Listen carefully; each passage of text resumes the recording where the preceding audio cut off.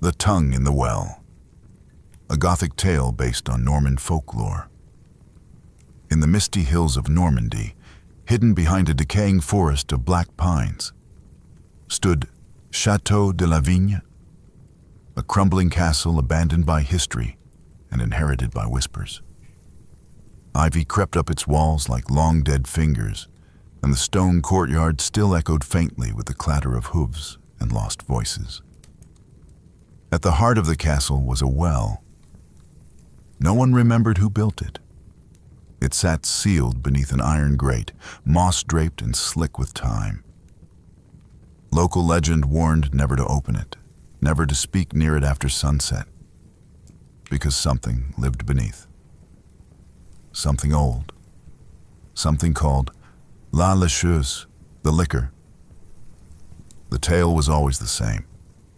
A child's disobedience, a moment of defiance, and then a tongue, long and glistening, would slither up from the dark, lash across their skin, and leave a wound that never quite healed. The villagers told this tale in low voices. But the story was more than folklore. It was a warning, and some, like Clémence, refused to listen. Clémence was 9 when she came to live at Château de la Vigne with her great-aunt. Her mother, a scholar from Paris, had vanished 2 years earlier while researching the castle's history. Clémence, spirited and curious, spent her days wandering the empty halls and overgrown gardens, chasing ghosts no one else believed in. One rainy afternoon, while her aunt napped by the fire, Clémence approached the well. She had found the iron key in a drawer of antique silverware.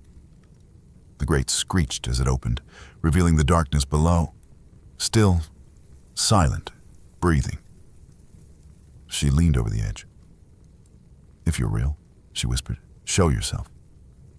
There was no reply, only the faint sound of dripping water far below.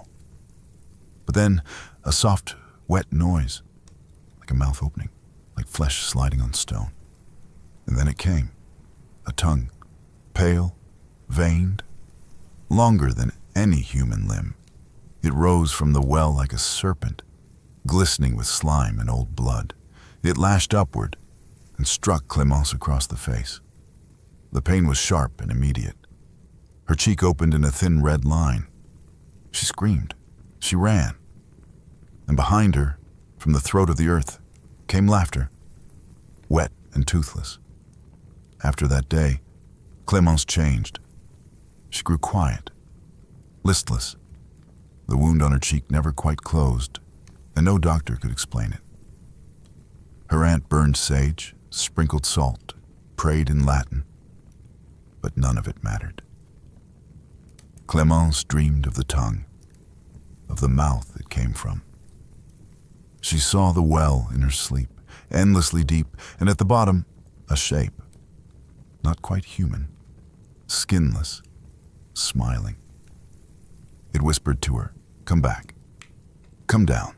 You taste like secrets." Reflections turned treacherous.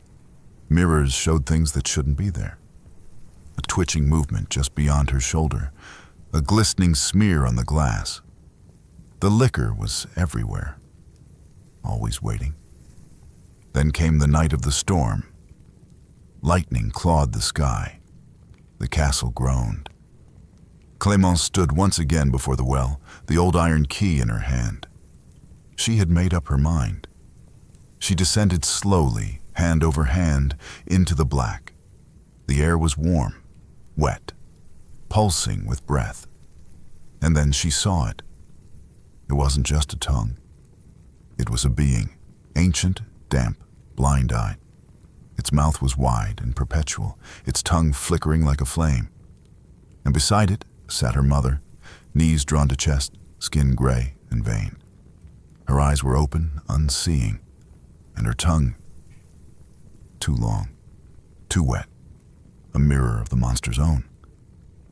Clémence screamed. The liquor surged forward, but Clémence had brought a blade. The tongue wrapped around her waist, and she slashed.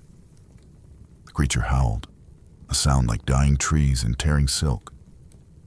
Water exploded up the shaft, washing her back toward the surface. She woke on the stones of the courtyard. Alone. Cold. Marked. They say Chateau de la Vigne was abandoned soon after.